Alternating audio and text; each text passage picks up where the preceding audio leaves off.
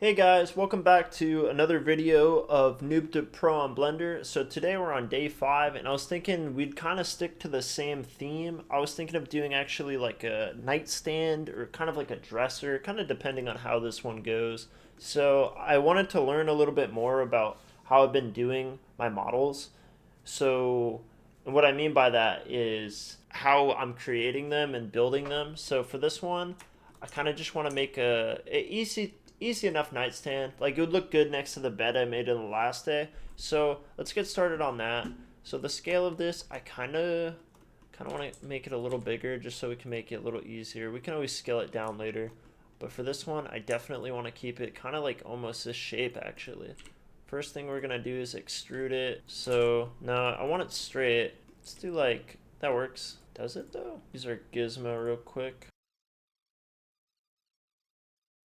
Almost what I want, but I want to keep it kind of like aligned with itself.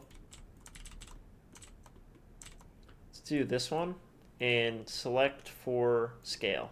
Let's see if that will work. See how it's like a little stuttered step now? It's kind of interesting. So I think I'm still gonna try and bevel it. Let's see here. Bevel. No, that just kind of reverts it, huh? Is this not what a bevel is? And I just had to look at my little nightstand, and hey man, this is looking like a Minecraft character a little bit. Looks like a tennis hat and stuff like that. Okay, nah, we're not doing all that. So let's actually go back. Nah, it's still in the tennis hat phase. Okay, throw this out.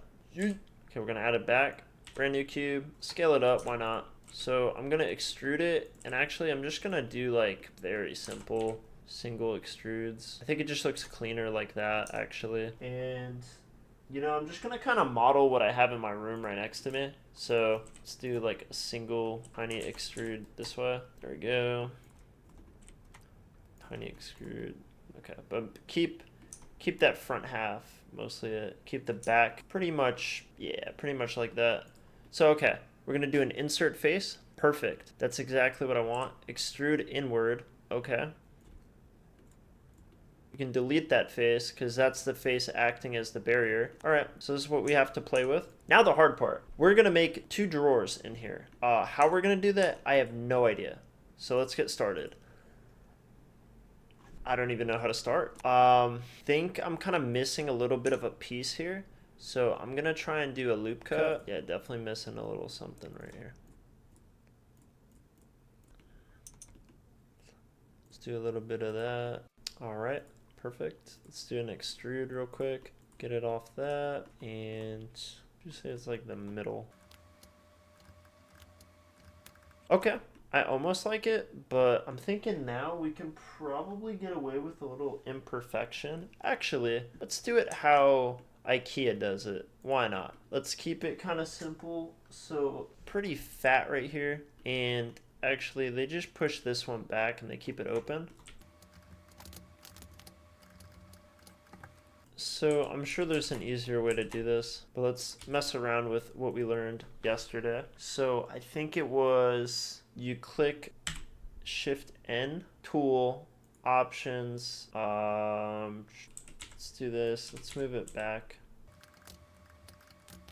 So I'm curious, what am I just messing around with this? Oh man, why is it let's do that. Okay. So do a N. Oh, okay. Shift N is actually recalculating normals, which just means like the outside faces. That's good to know as well. So, so I know you want this one, snap. You want to do active. You want to do face project. You can kind of move everything else off. There we go. Okay, and then tool, orientation. No, why can't I figure it out? Is it because it's like this? Ah, because you need to be in object mode, of course, naturally. So let's do it like this. My fault. Okay. So you actually want to cursor to active and then mess around with it. So, and then this will be in the origins. And then also, when you're moving stuff, you kind of the origin back where it belongs. It's not there. Oh yeah, I forgot. I'm not I'm low-key not kit bashing right now. This is all one model. Okay, cursor to active, transform. So that's good to know as well. Oh yeah, that's completely chopped. Alright, let's stop messing around. Let's get this box done, guys. Alright, so originally I was kind of going for a absolute perfect model. Sometimes you just don't gotta do that. Let's extrude real quick. Let's make sure it at least covers the inside.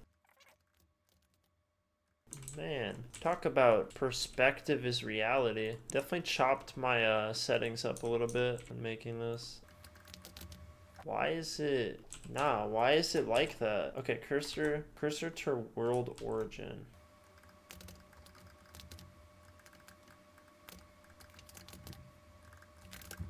It's actually perfect geometry, so I did not have to do all that snap stuff. Quite literally ends perfectly.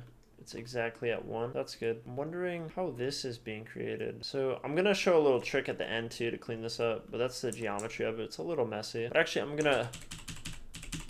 After all that, I'm actually going to redo this because looking at it, I want the top to be... Let's do it from this side.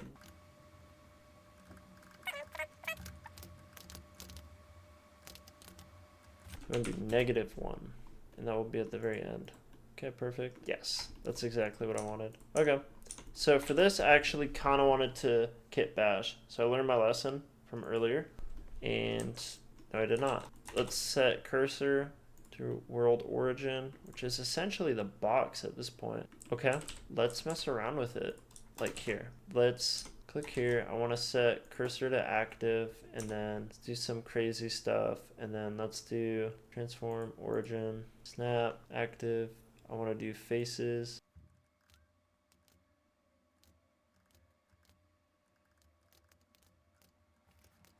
I think I got it. Technically, yes, but I can tell what's happening. It's aligning to target. There we go. All right, for some reason it chose the other side, but let's just do that. Let's reset it real quick. Okay, so what I'm gonna do is, I guess we could size it up a little. Definitely a smarter way to size it. It's okay, as long as it slides perfectly on the bottom, I'm pretty happy with it. It will. Yeah, like we could always add in some sort of like, I don't know, railing system. But for right now, we're good. So right now I'm just gonna make it into kind of like a bucket, sort of. So actually, let's align it back here before we start editing it, really. Take it out back. Move it over, do one of these. How much space in here would be like enough so it's not awkward? Probably that much. Move it out a little bit. All right, let's do a simple, oh no, what happened to my screen? Oh, thank God. Okay. Ah, what is that? That's so chopped. Cursor to active. A little less chopped. Almost less chopped. Way less chopped. We're actually gonna evict this space here. Face on the bottom. You can always add like dead space here. I could see that. Like that's good. Actually, that's pretty healthy to have. Perfect. All right, pretty good. I'm gonna add the handle to this one as well. I could make it a separate model and snap it, but no, actually, let's do that. In order to do that, you want to do origin. I can just do it like that, so I can just drag, mess with it later. Okay, and then unclick origin, and then okay. There we go. So when it's moving like this, it's actually going to be pretty much good. Join. There we go. Cool. So I left a little room out because it would definitely be doing that, no doubt. But okay. Yeah, this is a pretty cut dry video, I'm not going to lie. I didn't want to make it too long. It's already kind of getting there, especially for a drawer, man. Come on now. Can't be doing that for a drawer. So can definitely just do this real quick. And it's all set. There we go. That definitely helped out. That's an A in my book. That looks pretty good. It has the logic to move freely. It's all set. And actually, I learned a little bit about locals. Basically just changes it to, if it's at an angle, I think. So if like this was at an angle and you wanted to move it, that is sick. All right, I'm gonna do that as a thumbnail. That's pretty cool, actually. Get rid of these. All right, well, thanks, guys. This has been day 5 of Noob to Pro on Blender. I've been learning a lot, getting more efficient with the process, and this is just like pretty cool. So in order to move on its own origin, so for example, want to move it on the green or move it on the red and kind of do it like that. That helps a lot for specific angles like this. You just press G and then click the axis you want to move on twice. So this is the origin. That's the global X and then the local X. So that's pretty sick. That helps a lot with making like cool little edits like this. And I learned the point of origin. That's good if you want to like drag. So Shift Tab, for example, you can kind of like do this with it and just drag it wherever you need it. It's gonna be perfectly on top. So I can push it back in here. Should be all set. And say I want to slide it back in. It would be a G, double X, and it would slide right back in. All right, guys. Thanks for watching. See you tomorrow. Peace.